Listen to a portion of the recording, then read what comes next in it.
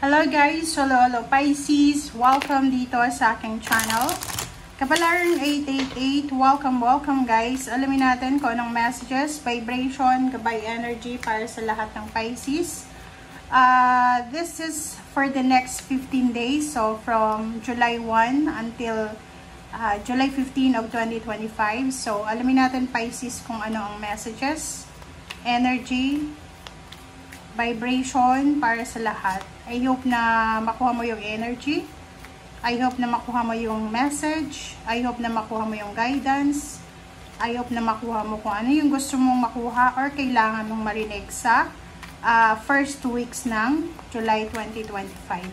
So, in general siya, gamitin natin ang ating intuition, love, relationship, spiritual, money, or kung ano pa man. Okay. First message natin, Pisces, is watch your thoughts.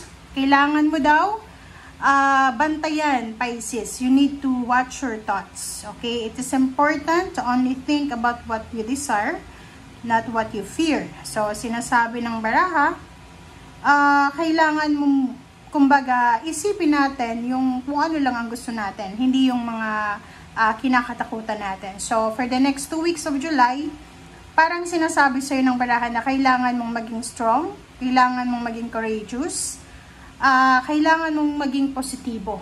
Maging positibo ka sa buhay, maging positive ka sa outlook mo, lalo na sa buhay. And at the same time, huwag tayong matatakot. Huwag tayong madala sa illusion ng takot. Okay? Kasi sa panahon ngayon, di ba? Lalo na yung mga Pisces dyan na nasa bansa na may mga kaguluhan, mag-iingat kayo dyan, yung mga OFW. Pero huwag kayong matakot. Okay? Just pray and then kung alam nyo na yung mga lugar kung saan kayo pwede, yung mga shelter, o kung ano pa man. So, and kailangan nyo makipag-communicate sa Philippine Embassy, syempre, sa lugar kung nasan kayo, para alam din kung ano yung kalagayan nyo. Okay. Helpful person. So, for the next 2 weeks, someone wants to help you. Think of whom that might be and initiate contact. So, doon sa mga Pisces na may kailangan ng tulong, okay, doon sa mga Pisces na may kailangan ng tulong, sinasabi ng barahan na may mga tao dyan na pwede kang maisip na pwedeng makatulong sa'yo if you need help. But, siguro ikaw ito, may mga tao sa paligid mo na nangangailangan ng tulong mo, and ikaw yung, like for example, kung mayroon silang mga problema, financial, emotional, spiritual, ikaw ang una nilang may isip. Sinasabi ng baraha sa'yo dito na for the next 2 weeks of July, so first 2 weeks siya, from July 1 to 15, ihanda mo sarili mo kasi maraming communication, information, chat, call, or anything na back and forth na message ang posibleng makuha mo. Okay? Or darating sa'yo. Okay. Next card is Alchemy. This is the change. This is the new beginnings. This is the Alchemy na matagal mo nang hinihintay. So, sinasabi ng baraha sa'yo na simula ngayong July 1 onwards, lahat daw ng hahawakan mo ay posibleng aasenso. So, ang sinasabi nito Pisces, if you are launching a business, a project, or pwedeng papasok ka sa bagong trabaho mo, or kung saan ka man, kung ano man to, it will turns out to gold. Or kumbaga, opportunity siya. So, maraming blessings, pagpapala, biyaya na posibleng darating sa'yo Pisces, lalo na sa buong buwan ng July. Consult an expert. So, more information is needed. Contact someone with expertise in this area. So, kung ano man ang kailangan mo, like, kailangan mo ng doktor, kailangan mo ng abogado, ng engineer, or kung ano man na kailangan mo para sa 2 linggong ito, you need to consult an expert. Kasi, masasayang lang yung pera mo, yung oras mo, kung makikipag-usap ka sa mga taong wala namang alam. Okay? Okay. Okay, Pisces. Pisces, Pisces.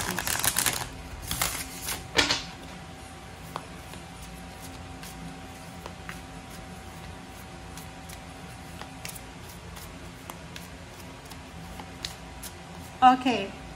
First card natin sa second deck is Great Adventure. Take a risk, venture forward. So, yun na nga. Like for example, yung mga Pisces dito, marami kayong mga iniisip na negosyo, or maybe yung iba travel, relocation, pero yung iba sa inyo dito, change of career, change of business, or kung ano man to na new beginnings na kailangan yung mag-take ng risk. So, sinasabi ng barahan na to na wala tayong kumbaga magagawa kung hindi tayo magte-take ng risk. But make sure din na yung risk na ite-take mo ay kumbaga near to reality siya, na hindi naman yung parang mag-take ka ng risk sa walang katuturan, or yung alam mo na hindi naman realistic. So insider travel, may iba sa inyong Pisces na gustong lumipat ng ibang bansa, relocation siya, parang gusto mong tumira sa ibang bansa or tumira sa mas malayo sa Pilipinas, or parang nasa ibang bansa ka na, gusto mong wag na lang bumalik ng Pilipinas or maghanap ng ibang lugar, or maybe gusto mong mag-invest sa Pilipinas or ano naman to. Comment sa comment section. And taking shelter, the answers are within. So kung ano man to na tinatanong mo sa iyong sarili, kung ano man to na mga questions or mga kailangan mong sagot, sinasabi ng barahan na nasa iyo, nasa harap mo, hawak mo ang kasagutan. Or if hindi mo yan makita, buksan mo ang iyong intuition, ang iyong spiritual, kasi mas lalong makikita mo siya. Okay. So, cleansing waters. This is your energy, Pisces, and your water sign. Purification activates vibrant life force. So, this week, ano na siya? Purification ka na. So, moving out, moving on from negative situation, and magpa-purify ka na this week. So, sinasabi ng barahan sa'yo na maganda ang linggong ito, or ang first 2 weeks of July, because parang sisimulan mo yung July ng malinis. Kumbaga, nandun ka na sa peace and harmony. So, comment down below, Pisces, if yan yung plano mong gawin bago matapos yung June. Yung parang yung iba sa inyo dyan, nagpaplanong mag-travel for relaxation, nagpaplanong magpa-massage, magpa-spa, ano pa ba, yung magre-relax ka, okay? Or maybe maglilinis ng bahay. Ang nakikita ko yung iba, parang nagsisimula na kayong mag-clutter. Yung mga basura, decluttering na. Nagsisegregate na kayo ng mga basura nyo. And at the same time, yung iba, naglilinis ng bahay talaga.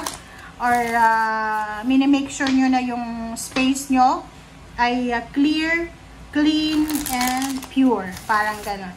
Okay. Okay, Pisces. Pisces. Okay, guys. Okay, first 2 cards tayo, Pisces. Ang possible na mangyayari sa'yo is tungkol sa pamilya. So, nakikita ko sir dito, maybe for the past few months or years, maraming problema ang naranasan mo, lalo na sa buong pamilya mo. So, nakikita natin dito, Pisces, na may liwanag, kumbaga may rason, or may understanding, or kumbaga may pagkakataon ka na i-explain ang side mo sa mga taong kumbaga ginudge ka, binackstab ka, or kung ano man. But kung makikita mo dito sa cleansing waters, hindi siya kumbaga resonated dito. Kasi sa cleansing waters na yan, magmo-move on ka na lang without explaining your side or anything. Pero dito sinasabi na magki-clear out daw yung mga misunderstanding, or kumbaga may papahiwatig mo rin kung ano yung mga karapatan mo or yung sides mo. So, but for me, kung ako lang, hindi ko nagagawin yan na i-clear out yung name mo. Kasi kahit i-clear out mo yung name mo, pa-plastiking ka rin naman. Kasi lahat ng, di ba, for the past readings na meron ka, lahat naman ng mga taong nakakasalamuha mo, sobrang mga plastic sila. So, much better na lang na mag-move on alone ka na lang without explaining yourself. Kasi, alam mo yung karma, kung naniniwala ka sa karma, bahala na yung karma, bahala na kung ano yung darating sa kanila or kung ano yung darating sa'yo. So, much better na mag-move on alone ka na lang. Okay? So, dito sinasabi din na kailangan mo na lang siguro mag-focus sa family mo, sa kids mo, kung may asawa ka, sa asawa, sa magulang, boyfriend, girlfriend, or sa live-in partner, or kung sino yung mga tao na alam mo na talagang naandyan para sa'yo, kahit wala kang maibigay sa kanila, or kahit na walang, di ba, parang gano'n, wala silang makuha sa'yo, or parang gano'n. So, doon ka lang sa mga taong alam mo na kumbaga, diba? Doon sa mga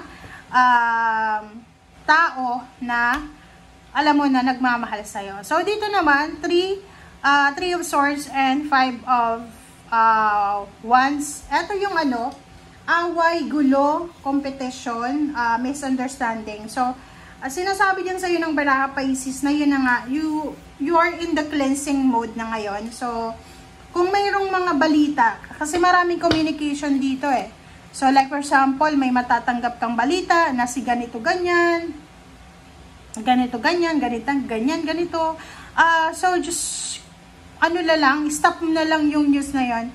Or, wag ka na lang, kumbaga, change the topic. Kasi, nagmo-move on ka na You're moving on and hindi na maganda yon para sa sayo. Or wala ka nang makukuha doon na peace of mind. So, much better, for example, if ever lang na may mga pagkakataon, kasi hindi naman perfect yung buhay natin. So, for the first 2 weeks of July, kung may mga misunderstanding or may mga nag-aaway or inaaway ka, ginajudge ka, or kung ano man na masasamang salita ang sinasabi sa'yo, especially ng mga taong malalapit sa'yo, pamilya, kaibigan, katrabaho, or kung sino man, just let it be, diba? Huwag ka nang makipag-away, huwag ka nang pumatol dito sa 5 of Wands na yan para hindi mo maranasan yung 3 of Swords. Kasi kotang-kota ka na diba? So, kung mapapansin mo, kotang-kota ka na para sa pain and heartache. So, ano pa ba? Meron ka ba pang power, energy, vibration, frequency na kayang i-handle yung iba't iba? Gusto mo bang mabuhay ng masaya or araw-araw ka na lang na masasaktan and isa-sacrifice mo yung health mo, good health, physical health, mental health, just because kailangan mong ilaban yung karapatan mo? No. So, yung baraha mo na yan, sinasabi ng baraha sa'yo dito na yung 3 of Swords and 5 of Wands, napapaligiran ka ng mga taong ganyan. Na yung mga taong nasa paligid mo, kahit pakisamahan mo pa sila ng mabuti, may masasabi at masasabi sila sa'yo. Kahit gawin mo na lahat, hindi mo sila mapiplace, okay? So, ang magagawa mo dito, you just need to search for your own happiness. Own happiness, okay? Be selfish sa panahon ngayon. Kasi, inuna mo na Inuna mo na yung mga, kumbaga, pamilya mo or mga taong alam mo na, inuna mo na sila, but wala ka namang nakuha. Instead, nakuha mo is pain and heartache. So, ngayon, unahin mo naman ang sarili mo. Isipin mo, hindi ka dito mag-stay sa mundo ng 100 times 2 years na i-spend mo yung buhay mo para lang i-please sila or para, diba? O sundin kung ano yung mga gusto nila. So, just live for yourself lang. Parang, gayon yung sinasabi. Okay, next Pisces is 5 of Pentacles and King of Pentacles, Temperance, Page of Swords. Yun lang. Kasi, sabi ko nga sa'yo, maraming balita to maraming confirmation or maraming balita ka na matatanggap. So, sinasabi ng baraha sa'yo, you need to be patient dito. Kasi, yung mga tao, diba? This one is chismis to diba? So, mayroon ka na malalaman na chismis sa linggong ito na binabackstab ka about money.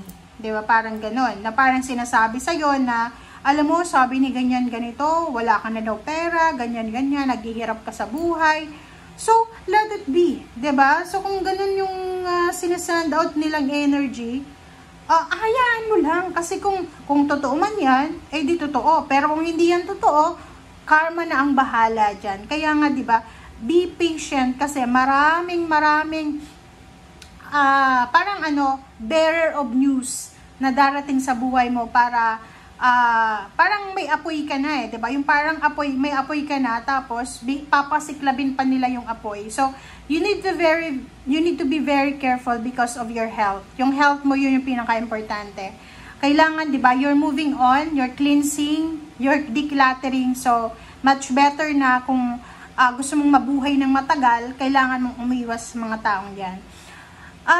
Meron din ditong balita na yung mga taong gumawa ng masama sa'yo, yung mga taong nang backstab sa'yo, na dati mong tinulungan, yung mga taong may mga utang nga sa'yo, pero binabackstab ka para hindi ka na, 'di ba? Style 'yun ng iba eh, 'di ba? May halimbawa, katulad sa akin, maraming may utang sa akin. And taon na, 'di ba? So hindi lang siya maliit na pera, malaking halaga. Pero ang ginagawa nila, para hindi ko na sila singilin, inaaway nila ako. Binablock nila ako or parang ganun. So, hinahayaan ko na lang. Parang hindi sa sinasabi na, di ba, may nagsasabi sa akin, bakit hinahayaan mo? Utang yun eh. Sinasabi ko na ganito. Yung mga tao na pinapautang natin, okay? Spiritual to guys ha. Yung mga taong pinapautang natin, yung mga willing magbayad dyan, may good karma na babalik sa kanila. Pero yung mga pinagtataguan tayo na may mga utang sa atin, ibabalik ng universe kung ano yung ginawa nila. Okay? Magtiwala ka. You need to believe sa ganyang klaseng mindset. Kasi, yung utang na yan, tapos naningil ka, diba? Once nagkaroon na ng negative energy sa pagsisingil mo ng pera na yan, yung perang ibabayad sa'yo, negative na yung dala nun. Hindi mo na dapat yung tanggapin eh. Okay? Hindi sa pagiging sasabihin ng iba, nanonood, hipokrita naman to, hipokrito, pera ko yun eh, bakit hindi ko yun tatanggapin? Pero guys, alam mo ba na yung pera, okay, ang pera is umiikot lang yan. Pero kung yung pera na yun, galing yun, kinukurse ka sa nila yun eh. Like, lalo galit na galit sa'yo dahil siningil mo siya. I-course nila yung perang yan eh. Yung maraming bad words silang sasabihin, parang gano'n na kung ano-ano. So, negative na yon. So, yung perang yon, pag pumasok yun sa'yo, nako, makukuha mo yung negative energy na yun eh. 'Di ba? Kahit hindi ka maniwala sa gano'n, try mo lang. Okay? Try mo. Maningil ka isang tao lang, tapos nag-away kayo, okay, nakabayad siya ng 1/2, 1/4, 1/3 na utang, and then, nakuha mo yun. 'Di ba? Yung pera na yun na nakuha mo sa kanya, parang bula lang yun na nawala. Wala man lang na invest ka or nakuha ka. Kasi, may negative yun na dala na karma. So, hindi mo dapat tanggapin yun eh. 'Di ba?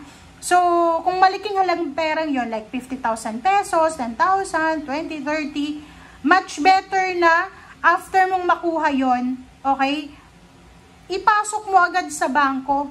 Huwag mong ibibili ng kung ano-ano, nakakainin mo, isusuot mo, ganyan-ganito. No, ipasok mo siya sa bangko para yung perang yon nasa bangko na. Yung perang yun na nasa bangko, gagamitin yun ng bangko, 'di ba? Magse-circulate yun. No? So, hindi na yun para sa'yo. So, bagong pera na yung papasok sa'yo.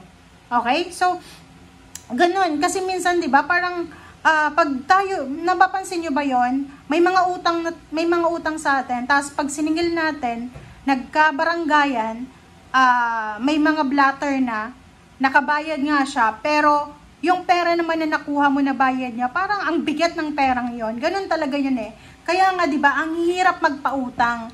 Sa mga taong mahilig magpautang kagaya ko, I learned my lesson kasi isang mentor, isang tao yung nakapagsabi niyan sa akin. Naniniwala ako sa kanya kasi sobrang asensado talaga siya. Sinasabi niya na kung kapamilya mo daw, first time na nangutang sa'yo, huwag mong pautangin. Bigyan mo na lang. Like, sasabihin mo sa kanya, eto, bibigyan kita. Like, for example, gusto niyang mangutang ng 5,000, bigyan mo ng 1,000 or 500. Kung yun lang yung gusto mong ibigay, sasabihin mo, sorry wala akong kakayahan ngayon na magpautang sa'yo. But eto, ibibigay ko sa'yo. Hindi mo na kailangan bayaran ito. Okay? So, like, halimbawa, nakautang na ibigay mo na sa kanya, umulit siya. say no. Diba? Kasi parang ganun yun eh. Yun yung sabi sa akin ng mentor ko na lalo sa kamag-anak, wag na wag tayong magpapautang. Okay? Bigay lang. Pero one time lang tayo magbigay. Hindi yung araw-araw, may okasyon ako.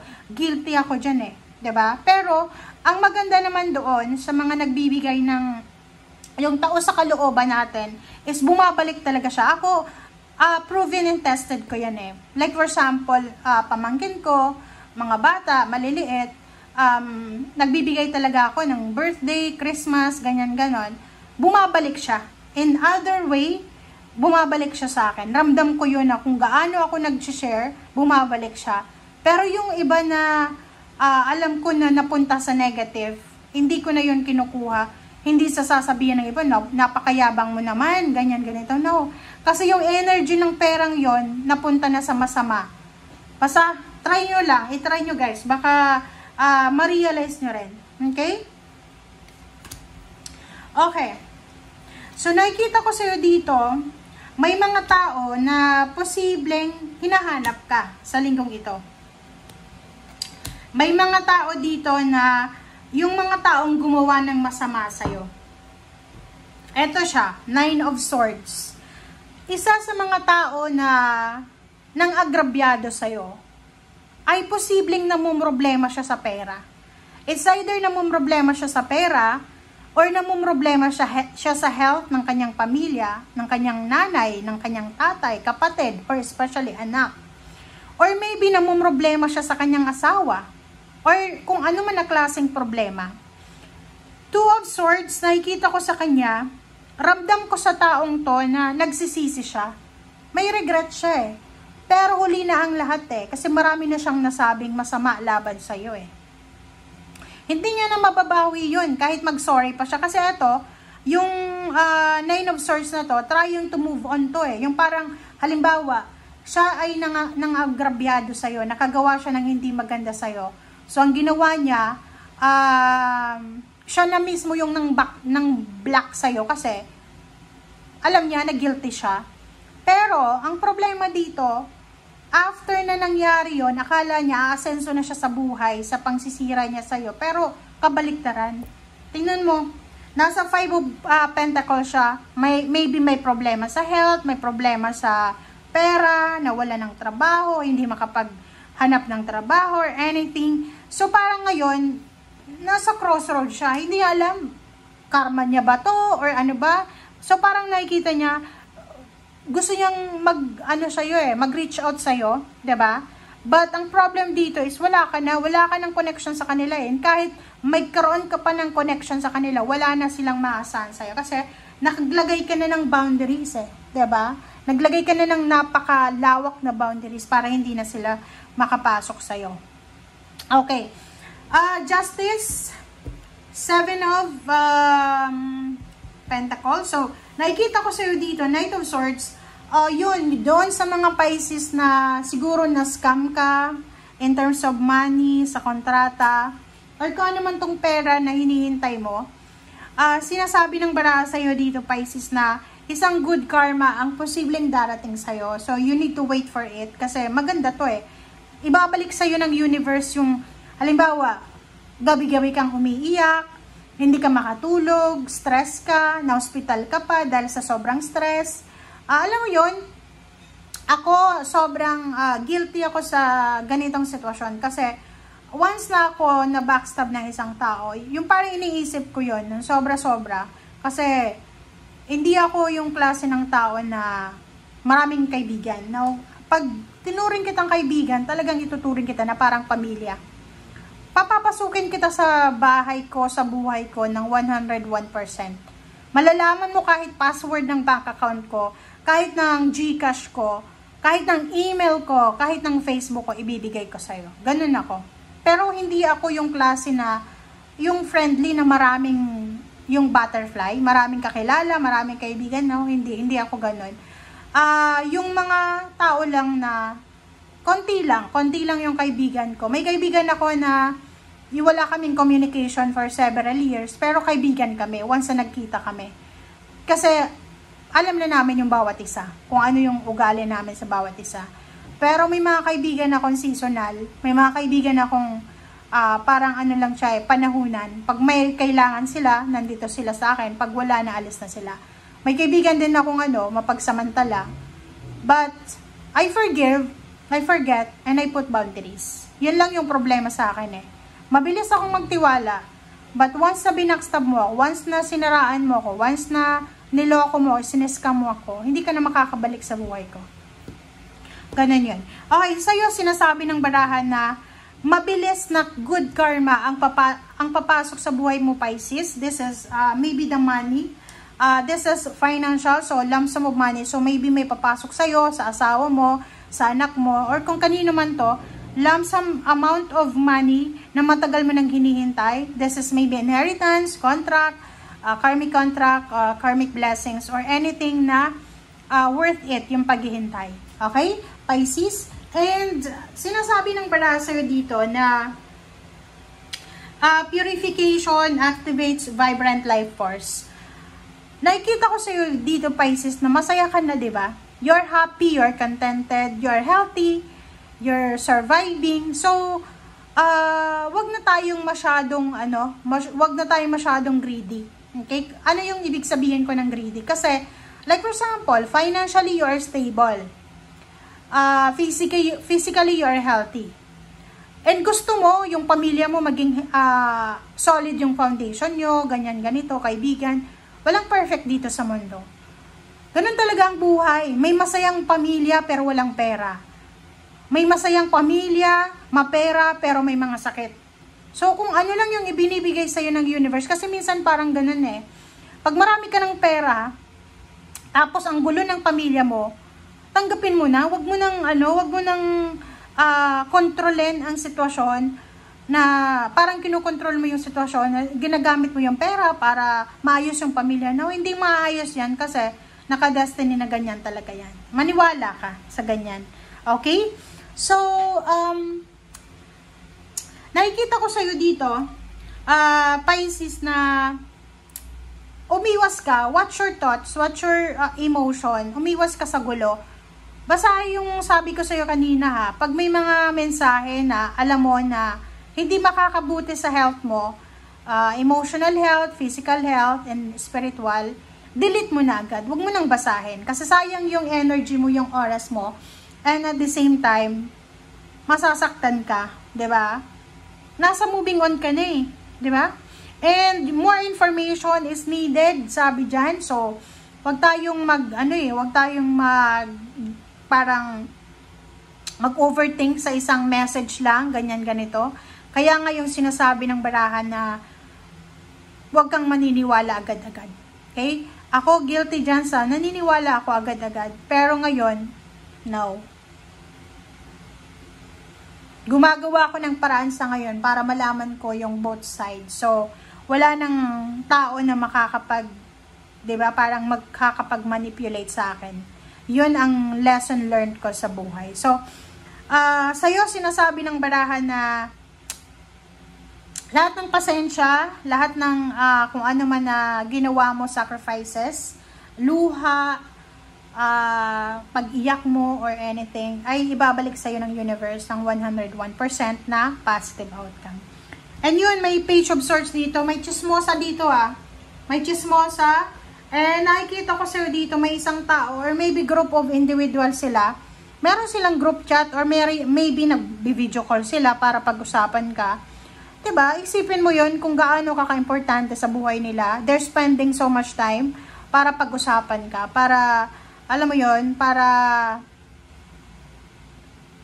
pag-usapan ka, 'di ba? So siguro yung mga buhay nila ay hindi interesting. Kasi kung pag-uusapan nila yung buhay nila, hindi sila matatawa, matutuwa. So kung pinag-uusapan ka siguro, masayang-masaya sila. So just give it to them. Ibigay mo na yung kaligayahan na yun sa kanila. Kasi end of the day, pagkatapos nilang mag-usap, pag-log off nila sa kanilang messenger, they will face their own problems. Baka wala silang, 'di ba? So, marami silang problema na dapat harapin. So, ginagawa ka nila as escaping goat para makaiwas sila sa mga stress nila. So, hayaan mo na, makakatulong ka pa and may good karma pang babalik sa'yo. Okay? So, yun guys ang sinasabi ng baraha. Maraming salamat sa patuloy na panonood. At ay para sa lahat ng mga Pisces. Thank you Pisces. Bye!